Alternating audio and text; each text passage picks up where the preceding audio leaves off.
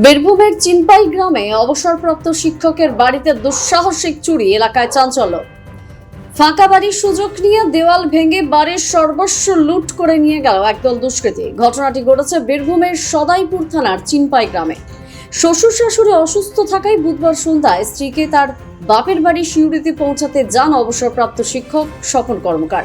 সেই রাতে ঝড় বৃষ্টির কারণে তিনি আর বাড়ি ফিরতে পারেননি, কিন্তু বৃহস্পতিবার সকাল 9টা নাগাদ বাড়ি ফিরে চক্ষু চড়কগাছ হয়ে যায় তার।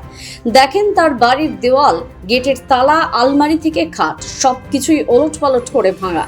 বাড়িতে থাকা প্রায় 1.5 লক্ষ নগদ টাকা সহ 25 থেকে 30 ভরি সোনার গয়না নিয়ে চম্পট দিয়েছে দুষ্কৃতীরা। প্রকৃত অর্থে সর্বস্ব খোয়া গেছে তাদের।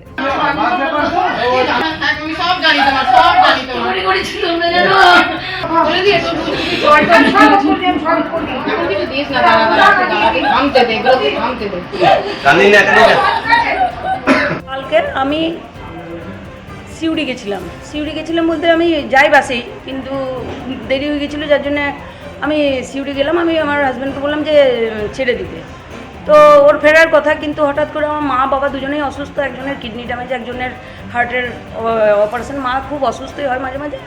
মা কালকে খুব শরীরটা অসুস্থ হয়ে গেল, আমরা এলাম না আর, যার জন্য করে রাতে কেউ বাড়িতে ছিল না। এবারে ব্যাপারটা হলো যে সকালবেলায় ও বাড়ি ফিরলো, আমার হাজব্যান্ড বাড়ি ফিরেই আমাকে ফোন করছে যে তুমি ভালো করে তালা দাও না, হ্যাঁ এরকম সব ভাঙা আছে। আমি বললাম না, আমি সব ডবল তালা মেরেছি। কিন্তু ও পরে বাড়ি ঢুকে দেখছে যে জানলা ভেঙে আমাদের এরকম বাড়িতে চুরি হয়েছে।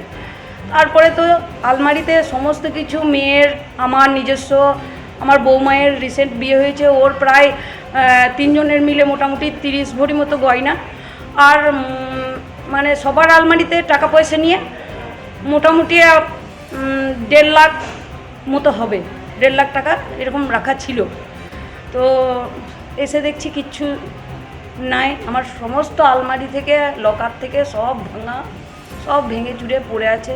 আমি নিঃস্ব হয়ে গেলাম, আমার সারা জীবনের কষ্টের সব চলে গেল। বিশেষ এটা দুঃখের ঘটনা।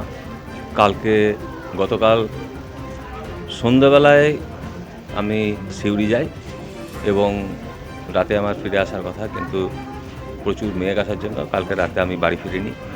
সকালবেলায় যখন আমি 9টার সময় বাড়ি ঢুকি, তখন দেখি সমস্ত দরজা ভেঙে, সমস্ত আলমারির লকার, অ্যাটাচি সমস্ত ভেঙে আপনার সমস্ত কিছু তছনছ করে দিয়েছে, এবং প্রায় আনুমানিক 25 থেকে 30 ভরি সোনার গয়না এবং তার সাথে নগদ প্রায় 1.5 লক্ষর কাছাকাছি টাকা একদম নিয়েছে, এবং বাড়ি ঘর সমস্ত কিছু তছনছ করে দিয়েছে। 1 বছর আগেই নিজের ছেলের বিয়ে দিয়েছেন স্বপন বাবু। তার বৌমার গয়নাও রাখা ছিল তাদের এই বাড়িতেই। ফলে মাথায় হাত এই দম্পতির। এই ঘটনার খবর দেওয়া হয় স্থানীয় সদাইপুর থানায়। পুলিশ ঘটনার তদন্ত শুরু করেছে। দ্য সহজ পাঠ, সহজ কথা, সঠিক তথ্য।